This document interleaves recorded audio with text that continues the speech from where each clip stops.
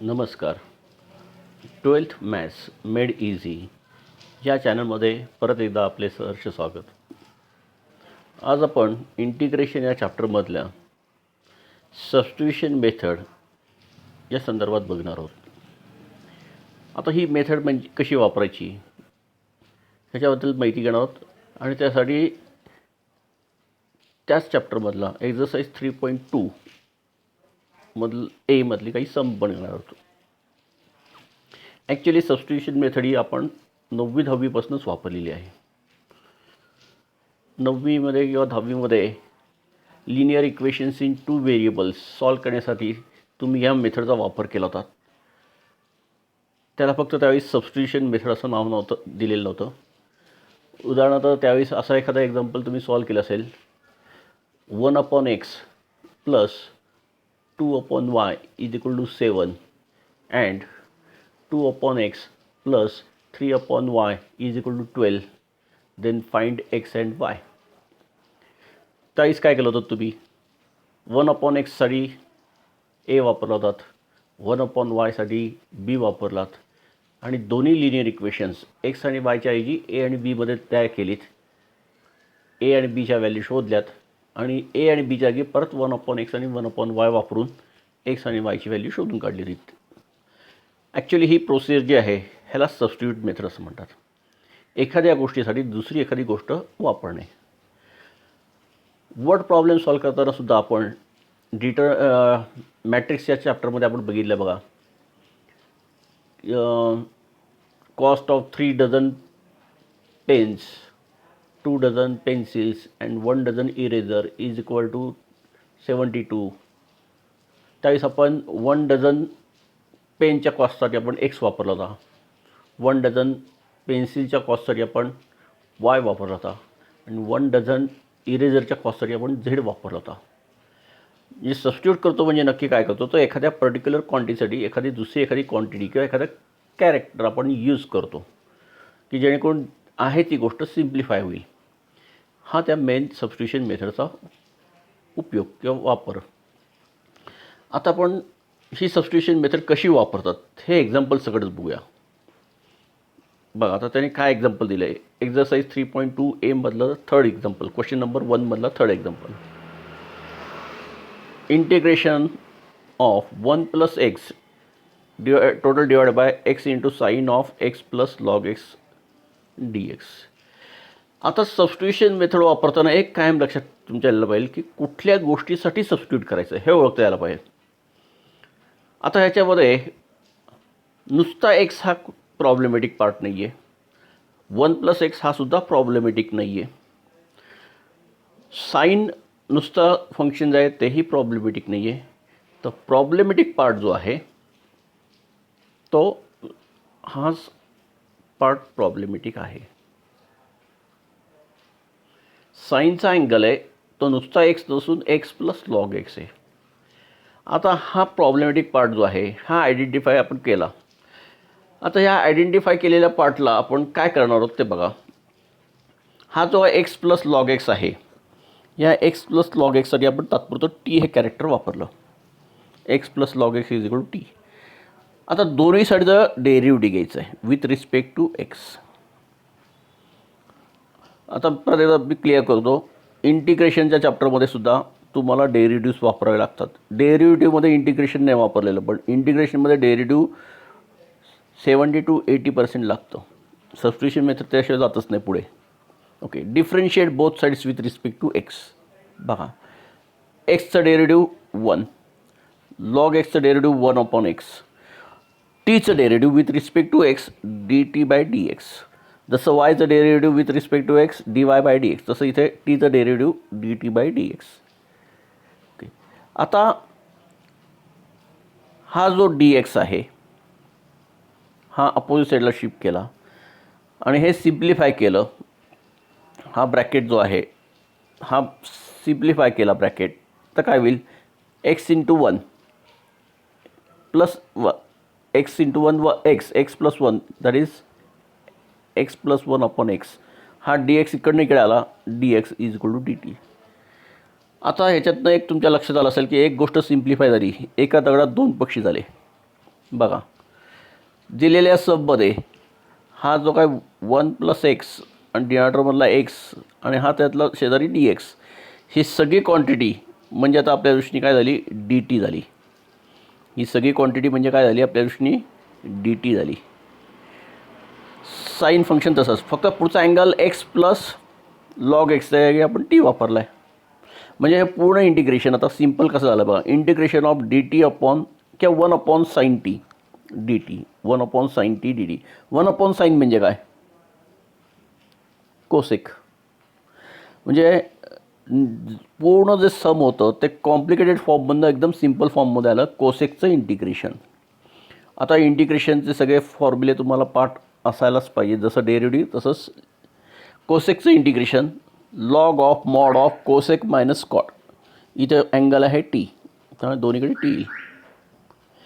टीला रिसबस्टिट्यूट केलं टी म्हणजे काय आपला x plus log x plus log final answer आलं log of mod of cosec of x plus log x minus cot of x plus log x mod complete plus c stands for constant of integration.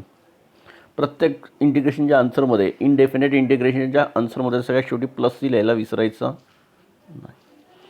म्हणजे substitution मेथडमुळे जे सम एवढ्या मोठ्या पार्टमध्ये होतं ते some after substitution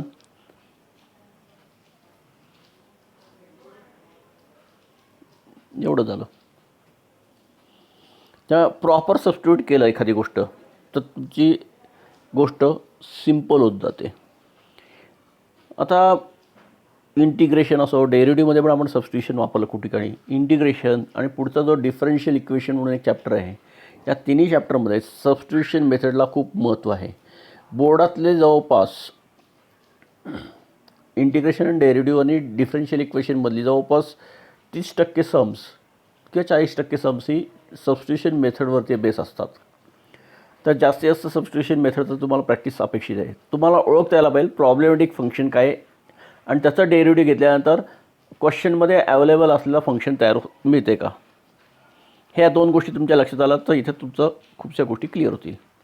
आता पुढचं बघा 6 नंबरचं sum integration of x² + 2 upon x² + 1 into a⁻x + tan inverse x dx.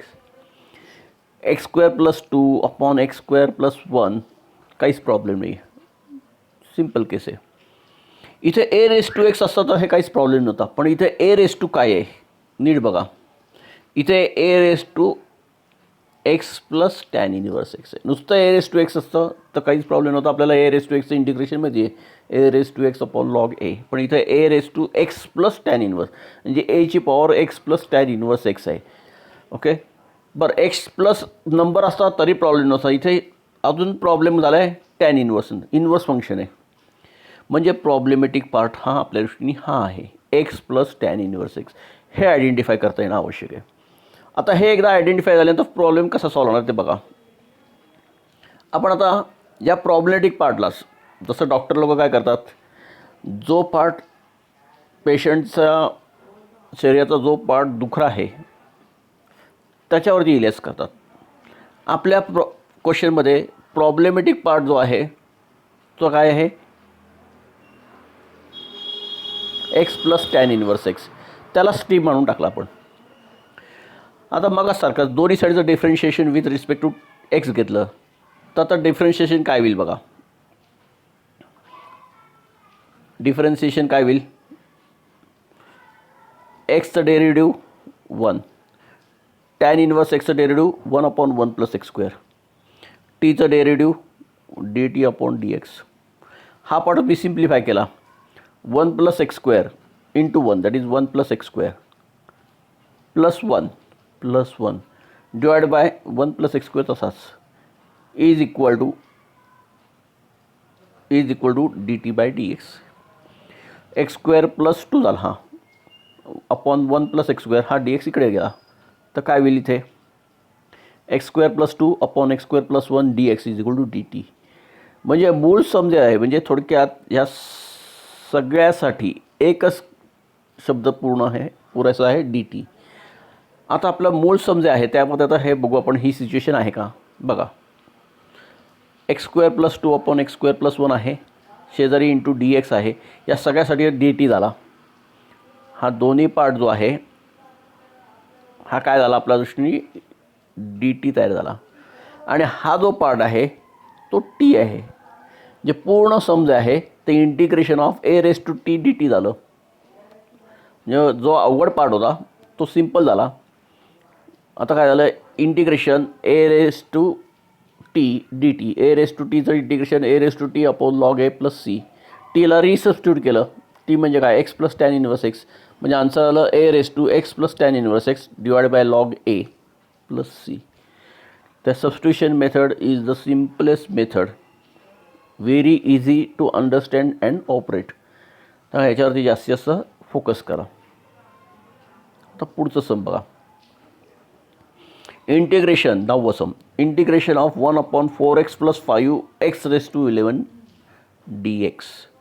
Okay, मुळात म्हणजे जर का आपण हा डेरिव्हेटिव्ह असता असं समजलं तर डेरिव्हेटिव्हमध्ये हा कुठला फॉर्म झाला असता, यू अपॉन व्ही. इंटिग्रेशनमध्ये यू अपॉन व्ही हा फॉर्मच अस्तित्वात नाही. पहिली गोष्ट लक्षात घ्या, u upon v form is not available in integration, it is available in derivative only. म्हणजे आपल्याला हा डिनॉमिनेटर प्रॉब्लेमॅटिक आहे. बरं, डिनॉमिनेटर सिंगल टर्म असती ना तर ठीक आहे, आपण त्याला वरती नेलं असतं. डिनॉमिनेटरमध्ये 2 टर्म्स आहेत त्या ह्या वरती पण नेता येणार नाहीत. दुसरा प्रॉब्लेम, एक तर डिनॉमिनेटर आहे, डिनॉमिनेटरमध्ये 2 टर्म्स आहेत.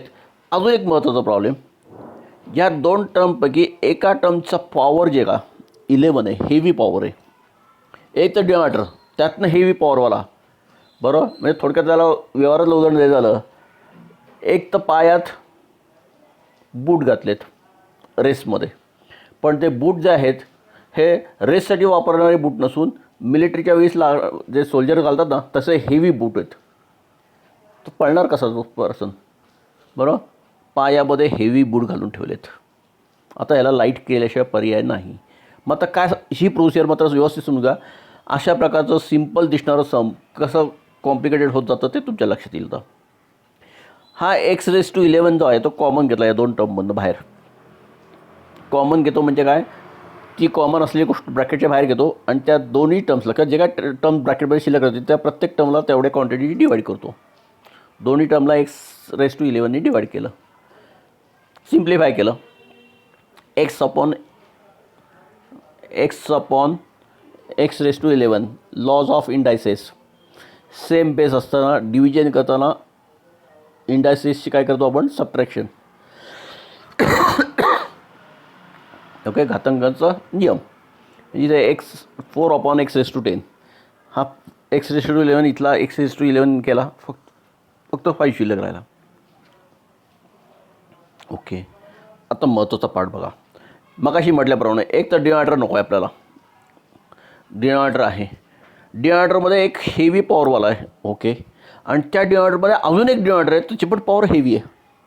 मग मेन प्रॉब्लेम कुठला आता, हा एक्स रेस टू 11 प्रॉब्लेम आहे का हा 1 अपॉन म्हणजे 4 upon x raise to 10 problematic आहे. तर हा एक्स रेस टू 11 हा प्रॉब्लेमॅटिक नाही. आता त्यापेक्षा मोठा प्रॉब्लेम तयार झाला आहे तो म्हणजे हा 1 अपॉन एक्स रेस टू 10. मग जो प्रॉब्लेम आहे त्याच्यावरती इंजेक्शन द्या. काय इंजेक्शन दिलं बघा, या 1 अपॉन एक्स रेस टू 10ला टी मानलं. ओके, घातांकांचा नियम लॉज ऑफ इंडायसिस वापरलं. एक्स रेस टू 10 हा वरती नेला तर X raise to -10 is equal to T. Derivative घेतलं दोन्हीचं, हा -10 पुढे आला, हा जो -10 आहे तर डेरिव्हेटिव्हच्या 20 पुढे आला आणि पॉवर अजून एकनी कमी झाली. Okay, D T. आता महत्त्वाचा पार्ट, ही निगेटिव्ह पॉवर जी आहे, ही निगेटिव्ह पॉवर आहे ती पॉझिटिव्ह करून घेतली आणि इकडचा डी एक्स जो आहे तो इकडे आणला आणि हा -10 जो आहे हा इकडे ढकलला खालती. काय झालं, डी एक्स अपॉन, आता काय झालं, D X upon x raise to 11 ह्याच्या जागी मी लिहू शकतो डी टी अपॉन -10. क्लिअर. आता मूळ क्वेश्चनकडे जाऊ आपण. म्हणजे जे आपण चेंज केले ते मागे बघा. हा dx/x⁻11 ह्याचं काय होईल dt/-10 बरोबर. हा 4 तसाच. हा जो 1/x⁻10 आहे त्या जागी t होईल म्हणजे 4 × t + 5. म्हणजे आता हे सम इतकं सिम्पल होईल बघा. सम कसं झालं बघा. dt/-10 हे कोणाच्या जागी आलं मगाशी सांगितल्याप्रमाणे dx/x⁻11 च्या जागी. 4/x⁻10 1/x⁻10 च्या जागी t आला म्हणजे 4t + 5. ओके. इंटिग्रेशन करताना कॉन्स्टंट टर्म ही नेहमी बाहेर येते. ही जी काय कॉन्स्टंट टर्म आहे 1/-10 ही बाहेर आली. इंटिग्रेशन कॉन्स्टंट टर्मचा इंटिग्रेशनशी काही संबंध नाही. आपला संबंध टीशी आहे कारण आपण with respect to T integrate करतो आहे. dt/4t + 5. आता इथे महत्त्वाचा रूल तुम्हाला माहिती असायला पाहिजे. Integration of 1/x dx = log x. Actually log x/1 असतो. 1 कुठून आला तर हा कोइफिशियंट 1चा. इथं कोइफिशियंट 1 आहे तो लिहित नाही म्हणून इथं पण डिवाइड/1 नाही लिहिलं तरी चालेल. पण ती केस इथे नाही आहे. इथं डिनॉमिनेटर काय आहे बघा. इथे डिनॉमिनेटर आहे 4t + 5. म्हणजे याचं इंटिग्रेशन होईल. ह्याचं इंटिग्रेशन काय होईल बघा. log of 4t + 5. पण टीचा कोइफिशियंट किती आहे 4 तो डिनॉमिनेटरमध्ये आला. ओके. हा 10 आणि हा 4 याचं मल्टिप्लिकेशन झालं 4t. आणि हा टी म्हणजे काय. हा टी म्हणजे काय. हा जो टी होता हा आपला जो टी आहे या टी जागी काय मी लिहू शकतो 1/x⁻10 म्हणजे पूर्ण आन्सर झालं -log ऑफ 4/x⁻10 + 5/4t. म्हणजेच थोडक्यात सबस्टिट्यूशन मेथडमुळे खूप गोष्टी सिम्पल होतात. पण आता ह्या सममध्ये तुमच्या लक्षात असेल लॉज ऑफ इंडायसिस पण माहिती पाहिजेत तुम्हाला. बरोबर. लॉज ऑफ इंडायसिस माहिती पाहिजेत. इंटिग्रेशनचे बेसिक रूल्स माहिती पाहिजेत. कुठल्या फंक्शनचं इंटिग्रेशन काय होतं या सगळ्यांचं सगळं मिश्रण करून ह्या सम सोडवलं. आता अजून एक सम बघू. Question number 12. Integration of e⁻³ log x × x⁻⁴ + 1 (−1 dx. आधी याला सिम्प्लिफाय करायचं आणि मग आपण सबस्टिट्यूशन करण्याचा प्रयत्न करू. आता बघा हा जो 3 आहे हा कुठे जाईल लॉगच्या नियमानुसार एक्सच्या पॉवरला e⁻log of x³. He negative power आहे ती पॉझिटिव्ह करण्यासाठी तो एंटायर पार्ट जो आहे तो खाली 1/, केला 1/x⁴ + 1 dx. ओके. आता लॉगचा अजून एक नियम. हा नियम तुम्हाला खूप वेळा मदतीला येतो. e⁻log of something. ज्यावेळेस हा बेसला आहे आणि त्याच्या पॉवरला लॉग असेल त्यावेळेस हे दोघंही एकमेकांचे जानी दुश्मन आहेत. हे एकमेकांना कट करतात. कायम लक्षात येतं e⁻log ऑफ सम फंक्शन या केसमध्ये आणि लॉग हे एकमेकांचे कट्टर दुश्मन एकमेकांना कॅन्सल करतात. शिल्लक राहील फक्त इथे x³. हा x³ शिल्लक राहिला (x⁴ + 1 आहेच. सिम्पल झालं. आता बघा सारखंच u/v फॉर्म इंटिग्रेशनमध्ये अवेलेबल नाही. हा u/v ना. 1 फंक्शन / अनदर फंक्शन. बरं व्हीमध्ये 2 टर्म्स आहेत. 2 टर्ममधली एक टर्म जी आहे त्याचं पॉवर हेवी आहे. 1 हा प्रॉब्लेमॅटिक नाही आहे याच्यातला. x⁴ आपल्या दृष्टीने प्रॉब्लेमॅटिक आहे. मग ह्या ओके आपण या सगळ्यालाच डिनॉमिनेटरलाच x⁴ + 1लाच टी मानलं डायरेक्ट. पूर्ण डिनॉमिनेटर त्यालाच प्रॉब्लेमला कन्सिडर केलं आणि त्याला ऑपरेशनला घेतलं. दोघांचा डेरिव्हेटिव्ह घेतलं. x⁴चं डेरिव्हेटिव्ह x⁴चं डेरिव्हेटिव्ह 4x³ इकडचा dx इकडे आला = dt. हा 4 जो आहे तो इकडे पाठवून दिला तर x³ dx = dt/4. म्हणजे आपलं पूर्ण सम जे आहे आता इतकं सिम्पल झालं आहे dt/4t. या 4चा इंटिग्रेशनचे काही संबंध नाही, त्यामुळे त्याला इंटिग्रेशनच्या बाहेर घेतलं. 1/tचं इंटिग्रेशन, 1/xचं इंटिग्रेशन लॉग एक्स, 1/tचं इंटिग्रेशन लॉग टी, म्हणजे इथे आन्सर आलं 1/4 इंटू लॉग टी. ओके, आता सगळ्यात महत्त्वाचा अजून एक पार्ट लक्षात आला असेल तुमच्या. इथे मॉड टी लिहिलं आहे. लॉग फंक्शन हे फक्त पॉझिटिव्ह क्वांटिटीजच घेता येते. लॉग ही व्हॅल्यू फक्त पॉझिटिव्ह क्वांटिटीचीच उपलब्ध आहे, म्हणून टीला मॉड घातलं आहे. लॉगच्या पुढे नेहमी जी काय व्हॅल्यू लिहायची असते ती नेहमी मॉड्युलसमध्ये लिहायची असते. ओके, तर 1/4 लॉग ऑफ टीच्या जागी परत रिसबस्टिट्यूट केलं, x⁴ + 1 mod complete plus C. ह्या छोट्या छोट्या गोष्टी असतात की मॉड्युलस का वापरलं, तर log is available only for positive values. Negative नंबरचा 0चा लॉग अस्तित्वात नाही. ओके, पुढचं सम. आता हे सम जरासं मला इंटरेस्टिंग वाटतं आहे, बघितल्यानं तुमच्याही लक्षात येईल. Integration of √10x divided by sin x into cos x. Okay, परत डिनॉमिनेटर आला तडमडला. U/V form not applicable. Okay, आता डिनॉमिनेटर्समध्ये काय प्रॉब्लेम आहे बघा. दोन फंक्शनचं मल्टिप्लिकेशन आहे, ॲडिशन किंवा सबट्रॅक्शन नाही, multiplication sine into cos. Okay, हा एक प्रॉब्लेम आहे. न्यूमरेटरमध्ये टॅन नुसतं असतं तर एक प्रॉब्लेम कमी झाला असता, पण इथं √10 आहे, म्हणजे ॲट अ टाईम दोन न्यूमरेटरमध्ये पण प्रॉब्लेम आहे, डिनॉमिनेटरमध्ये पण प्रॉब्लेम आहे.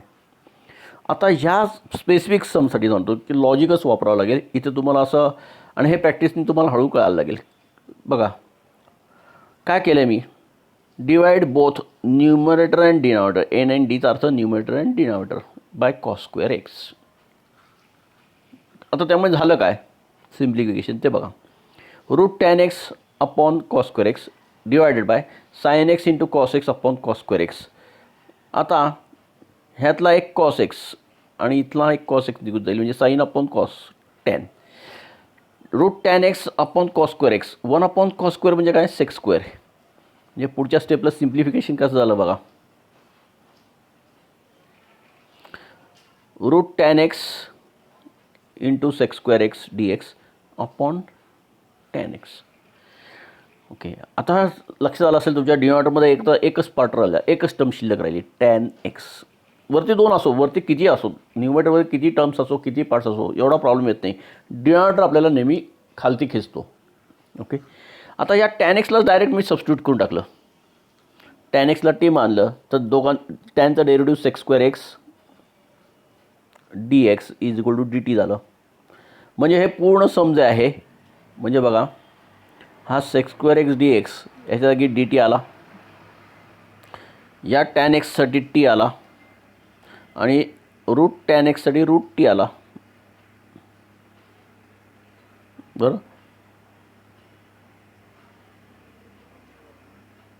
म्हणजे सिम्पल कसं झालं बघा. √t/t dt, √t/t म्हणजे 1/√t dt. इंटिग्रेशन केलं याचं. ओके, आता हा फॉर्म्युला तुम्ही कायम लक्षात ठेवा. ओके, तो फॉर्म्युला इथे मी लिहून शकतो. Integration of 1/√fx dx is equal to 2√fx. 1/√fxचं इंटिग्रेशन हे मी 2√fx असतं. इथे √t आहे म्हणून इथं आन्सर आलं 2√t + c. √t म्हणजे काय, √10x, कारण t म्हणजे tan x आहे. आन्सर आपलं तयार झालं. हे एक सम जरासं वेगळं होतं, कारण त्यात तुम्हाला ॲडजस्टमेंट करायची होती. ही ॲडजस्टमेंट समजणं आवश्यक आहे. कुठली ही जी ॲडजस्टमेंट आहे